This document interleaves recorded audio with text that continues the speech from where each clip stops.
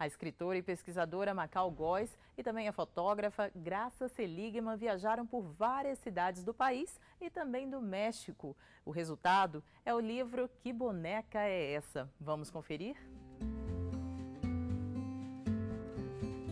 Esta noiva, por exemplo, é o trabalho de uma bonequeira de Campina Grande, Paraíba. A riqueza de detalhes, a roupa, o formato do corpo, todo o capricho na confecção da boneca foi registrado pelas lentes de Graça e contado pela pesquisadora Macau. Também a origem da boneca Esperança e a história de sua artesã integram as páginas do livro, que sela uma amizade de quase 4 décadas.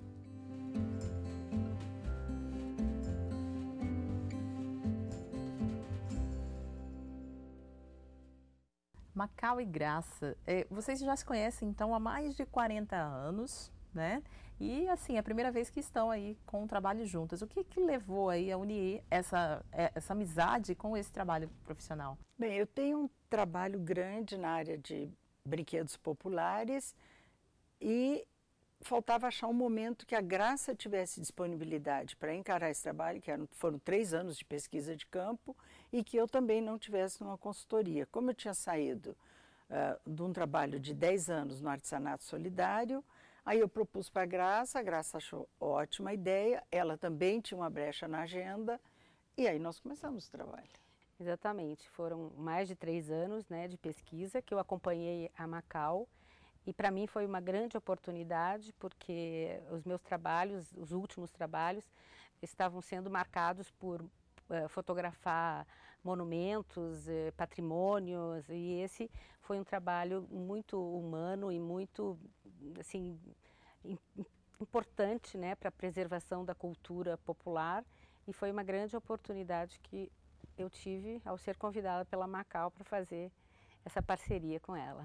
Agora é uma parceria bem interessante, né? Artes plásticas, jornalismo, fotografia, o resultado é esse aqui, né? Que boneca é essa? Corte e recorte de mestras brasileiras, histórias de vida, não apenas de simples bonecas, mas aqui vocês retratam aí esse aspecto cultural muito forte, né? Principalmente a maneira de fazer a boneca, a questão do repasse nas comunidades, a questão de geração de renda, porque você só faz um produto artesanal se ele tiver comércio. Se você não vender, não adianta você gastar o seu tempo. Então, a maioria dessas mulheres vivem da venda de bonecas. Muitas estão em associações de bonequeiras, como tem Riacho Fundo Esperança, na Paraíba, a Associação Bonequeiras no Pé de Manga, no Crato, no Ceará. Então, são mulheres que organizaram e, a partir de um fazer que foi aprendido na infância, através da mãe, da avó, de alguma tia, elas repassam, às vezes, para outros aprendizes, formam um grupo com o objetivo de divulgar e de vender a boneca. E o que mudou na vida de vocês? Assim, vocês continuam tendo contato, inclusive, né, com algumas dessas artesãs. Por exemplo, vocês acabaram de receber, deixa eu mostrar aqui, 2 bonecas, que por acaso, aliás, mostre você, por favor. Essa sou eu. Essas bonecas foram feitas pela Sônia, que é uma artesã de João Pessoa, que ela retrata as bonecas dela, inclusive no livro ela está no capítulo que chama Boneca, Objeto de Desejo de Adultos. Então elas são muito mais vendidas, não como brinquedo, mas com foco do colecionador. Então ela faz a Xuxa, ela faz a Amy Winehouse, que está aí no livro, se você quiser mostrar, e ela fez Eu e a Graça. Agora, o livro é resultado de uma tese de pesquisa, né? Como foi esse processo de adaptação à linguagem literária? A importância da literatura, acho que na vida de qualquer um, só acrescenta de uma riqueza, amplia horizontes, e você tem uma vida nova a partir de cada livro que você lê. A minha experiência com literatura começa na adolescência, lendo aqueles romances Poliana e outros romances que a mãe dava, romances amorosos, tudo. Essa experiência de você ler te propicia escrever depois. E qual a importância para fotógrafo, qual a importância do texto, qual a importância de estar publicando um livro também com as imagens que faz, de retratar essa história, essa cultura, esse conhecimento? A gente teve uma afinidade muito grande na descoberta dos personagens e eu segui muito a orientação dela, né, no que se refere aos detalhes, porque ela ia contar o fazer de cada uma das suas bonequeiras, como é que ela fazia o dedo, a mão, os detalhes do vestido, ou do cabelo, ou do nariz, ou da boca. Então a Macau me orientava muito, olha, eu quero que você fotografe a boca, o detalhe que a bonequeira faz com todo o cuidado e que então a gente tinha que ter essa afinidade de concordar, de fotografar aquilo que a pesquisadora descobriu, né? E eu acho que o texto da Macau é muito representativo de toda essa caminhada de 3 anos, que foi muito rica mesmo, em descobertas do interior, do Nordeste e Centro-Oeste. Vocês trouxeram algumas bonecas, né? Vamos falar um pouquinho então desses detalhes. O que você destacaria dessa aqui que você trouxe pra gente? Essa boneca é uma boneca da Dona Lia. Ela é pernambucana.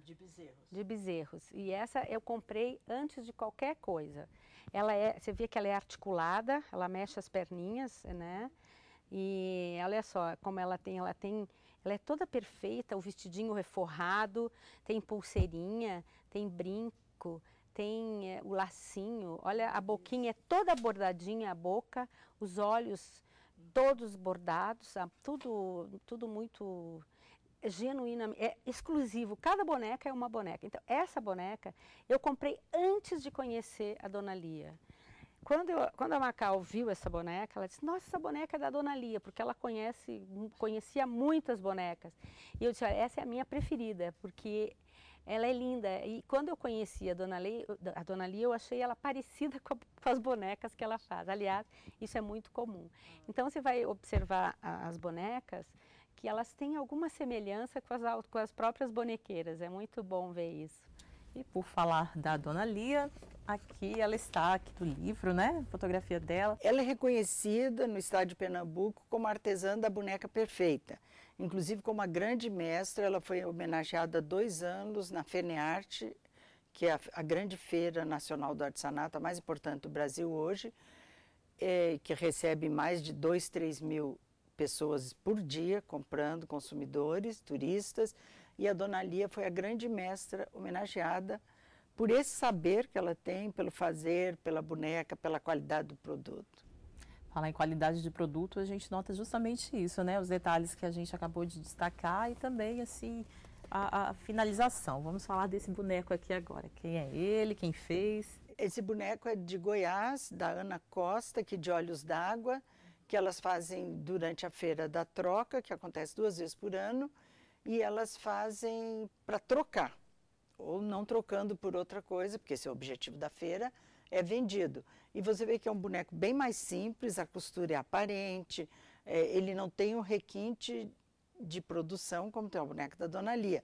Mas é um boneco muito interessante porque reflete a cultura da região, o chapéu de palha que todo mundo usa, está carregando um outro boneco, então é um boneco especial. E isso também retrata justamente isso, né? A cultura. Cada região tem uma particularidade, tem uma mestra e tem muitos aprendizes, tem muitos artesãs que fazem a boneca mais simples, comum e vende. E o preço delas em feira custa R$10, R$15. Elas vendem essa grande, você poderia pegar, Érica, essa daí é de Esperança, uma boneca dessa lá custava R$30. Agora você olha o detalhe, ela tem pulseira, tem sandália, salto de sapato, bolsa com lantejola.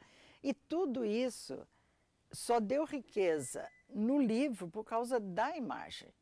Aí por isso que é uma parceria perfeita. Porque a Graça entrou tanto no universo como fotógrafa, ela entrou tanto no universo da lúdica, da artesã e da mestra, que o livro é de uma riqueza exemplar. E só poderia ser um livro com imagem, porque senão a gente cairia numa pesquisa comum, científica, sem atrativo nenhum. E o brinquedo tem um atrativo. E você tinha me perguntado anteriormente por que a boneca, se eu brinquei de boneca. Eu brinquei muito de boneca. Até os 13 anos eu brinquei, eu ganhava muita boneca. E a boneca, dentro do universo do brinquedo popular, poderia ter escolhido o carrossel, a pipa, o carrinho. Mas por que a boneca? Porque a boneca é o primeiro ícone que a mãe dá para o filho. Então vamos aproveitar o momento para conhecer um trecho do livro em que se fala aqui da boneca de Esperança. Desejadas bonecas. A expressão do trabalho de tia Luzia e suas sobrinhas é lembrado pelo depoimento de Maria Salomé Duarte de Mello, 86 anos, moradora da Paraibana Areia. Morávamos em Esperança, tinha eu 8 para 9 anos. Havia na cidade a feira livre semanal aos sábados. De tudo que era exposto à venda, o que mais me atraía era uma banca onde se vendia café, pão e outras coisas. De um lado havia uma caixa cheia de boneca de pano, as mais variadas em vestimentos e tamanho que me encantavam. Eu achava todas lindas e todos os sábados ficava namorando aquelas bruxas de pano, era assim que eram chamadas. Mas nunca pude ter uma, porque eram muito caras e eu não tinha como comprar. Tal era o meu desejo que muitas vezes fugia de casa para ficar apreciando aquelas bonecas. Graça, Macau, muito obrigada pela presença de vocês aqui no Iluminuras. Nós é que agradecemos. Agradecemos a oportunidade de divulgar o livro. E o Iluminuras não terminou. No próximo bloco eu vou conversar com a advogada Celita Oliveira. Não saia daí, até mais. O Iluminuras está de volta e eu converso agora com a advogada especialista em Direito Econômico, Celita Oliveira. Celita, você tem 10 livros publicados, um deles, poesia. Eu faço poemas desde criança. Com 13 anos, 12, eu já tinha muitos poemas. Eu sempre fiz poemas. Mas nunca me inclinei para a publicação, não. Terminei o curso de Direito e fui fazendo várias especializações e passei a escrever livro jurídico. Com 3, 4 anos de formada, eu já publiquei o meu primeiro livro, que é este aqui, Legalidade e Função Socioeconômica das Empresas de Asseio e Vigilância, Asseio e Conservação.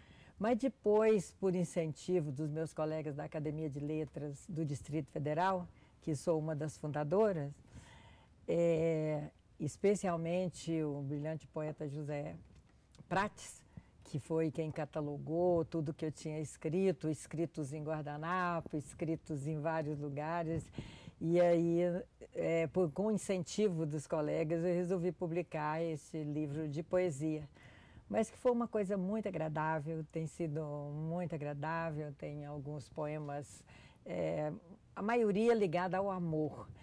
Mas tem também poemas ligados à parte política, existencial, e tem um que eu gosto muito, que é uma sátira que eu faço para nós mesmos, uma autossátira, do advogado, que se chama O Advogado Apaixonado.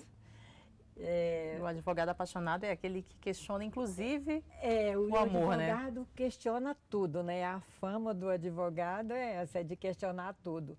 E aí eu coloco neste poema o seu questionamento, inclusive o amor, o porquê que ele está se sentindo fragilizado diante da paixão, né? O poema enfoca mais isso aí. Esse poema, claro, ele veio depois da sua experiência como advogada, né? Veio depois de muitos anos de advocacia, quase 30 anos. Você estava questionando um amor aí também ou não? Foi mesmo uma inspiração poética, enfim?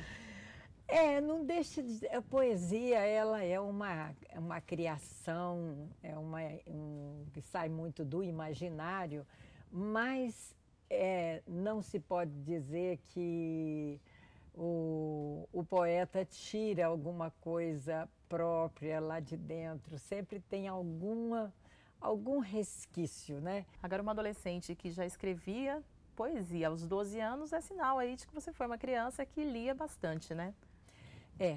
Eu sempre gostei de ler. Eu lia tudo que via pela frente, desde quando comecei a entender as primeiras letras, né? E eu sempre li muitos livros, vários livros que eu encontrava, além dos escolares que eu devorava e amava, mas eu sempre gostei muito de ler. Você diria que um dos que marcaram muito a sua infância foi O Pequeno Príncipe? O Pequeno Príncipe, acho que, além de mim, ele marcou a vida de muita gente, né? Eu poderia dizer dos meninos do grupo, né? Para mim foi muito importante. E uma frase dele que me acompanha a vida inteira, né? Essa frase do Exupéry, que é: você se torna eternamente responsável por aquilo que cativa. Eu sempre respeitei muito as minhas amizades e sempre as coloquei num patamar muito elevado, com esse respeito profundo. Se você foi amigo, se você teve uma relação de amizade com uma pessoa, eu acho que isso deve ser respeitado para sempre. Então, eu concordo perfeitamente com o autor do Pequeno Príncipe, Exupéry. Agora, em que momento a literatura influenciou na sua escolha também pelo direito? Existe essa ligação? Existe. A minha escolha pelo o direito, o motivo maior foi a independência para exercer a atividade.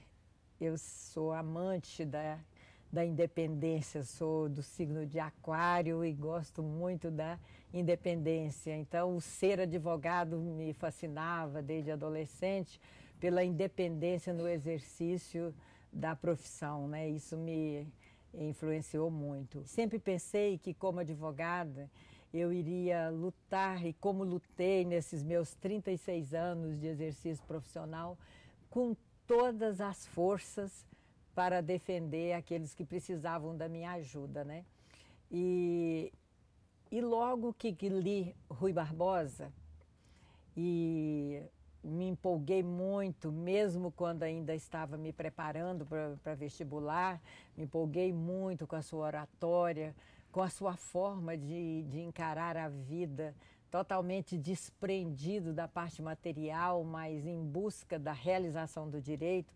Isso me inspirou. O Rui Barbosa foi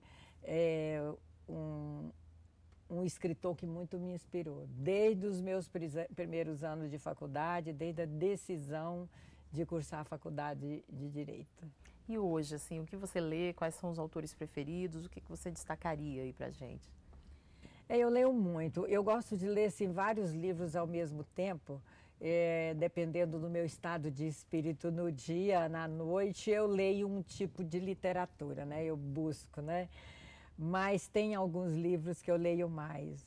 E um livro que eu leio sempre, com frequência, repito, é o Testamento de Júlio Verne, que eu acho fantástico, né?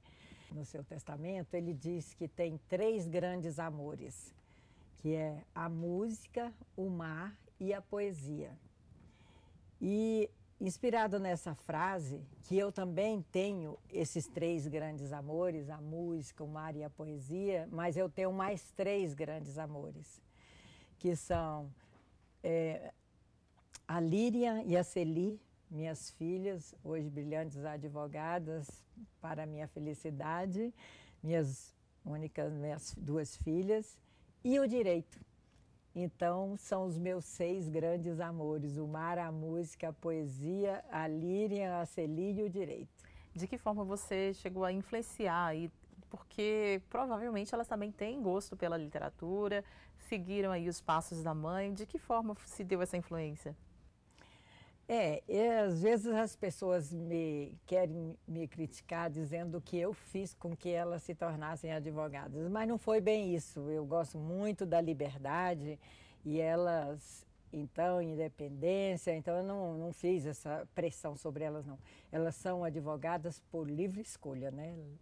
Mais os livros, mais de direito, a convivência, com certeza. A convivência, elas sempre me acompanharam em todas as minhas caminhadas, né? Cursos, palestras e livros, né? E a Celi, que é a mais nova, também escreve poemas. Inclusive, neste meu livro de poemas, tem no final 2 poemas dela, né? Ela também gosta muito das letras, né? E a Líria, que é a minha filha mais velha, a primogênita, já tem um livro publicado na área do direito internacional. Então, elas, de certa forma, estão seguindo aí algumas pegadas minhas, né? Agora, o gosto pela leitura, entre os autores que você cita, os tradicionais do direito, está também o Alvin Toffler. Por quê? Alvin Toffler me inspirou muito. Muito quando eu escrevi alguns livros, dentre esses que estão aqui, sobre a terceirização. E ele tem uns livros muito, muito interessantes, é autor de best-seller, né? e que escrevendo, demonstrando as transformações do mundo, que o mundo mudou muito, né? Inclusive ele chama até, ele faz uma alusão às revoluções tecnológicas e chama que hoje nós estamos na terceira revolução, que é a revolução do conhecimento, né? E então ele trata com muito detalhe, muita sabedoria, as transformações, porque passou o mundo econômico, o mundo do trabalho, as relações de trabalho. Então vamos aproveitar a oportunidade e conhecer um pouquinho mais de Alvin Toffler.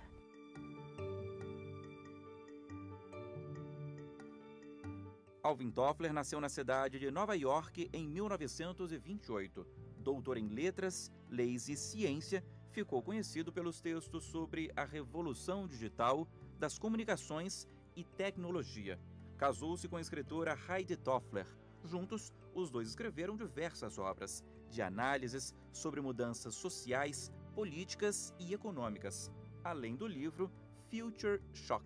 Mas foi Third Wave que lhe deu notoriedade mundial e marcou seu nome na década de 80. O livro mais recente é este aqui, Mudanças na Terceirização, História, Leis, Decisões Judiciais, 2009, né? Isso, é o mais recente. Tem aí algum projeto, você já está escrevendo algum outro livro, de repente um de poesia, né, também, para incrementar aqui essa mesa? Poesia é uma paixão. Mas eu tenho 2 livros que estão aí para chegar à conclusão, né? E este livro aqui, a Terceirização, onde eu trato da história, porque o tema terceirização ele é abordado em diversos fóruns de debates e recentes audiências no Congresso Nacional sobre o assunto, um projeto de lei que é o 4.330, que reformula o regulamenta as empresas de terceirização. Então é um tema muito badalado, né? Muito debatido, né? E o cerne da questão é se pode transferir para terceira execução de atividades fim ou não, porque a meio já é considerado válido por súmula do TST e tal. E neste livro eu fiz uma pesquisa de textos de leis atuais que prevê sim a transferência para terceira, a possibilidade de transferir para terceiro, também atividade fim das organizações, né? E neste livro eu transcrevo essa lei. É uma tese, assim, muito polêmica, já participei de muitos debates sobre isso, mas a legislação atual, ela permite. O meu livro está lastreado na Constituição, no artigo 175, que diz que o Estado pode exercer os serviços que ele presta à população diretamente ou contratando terceiro através de licitação pública, e outras leis que eu me foco também, né? Então esse foi o último livro. Parabéns pelos seus projetos pessoais. Muito obrigada pela sua presença no Iluminuras. Eu que agradeço a TV Justiça. E o Iluminuras fica por aqui, mas você pode rever os programas no site da TV Justiça. Acesse www.tvjustiça.jus.br. E na semana que vem temos mais um encontro marcado com o direito e a literatura. Até mais!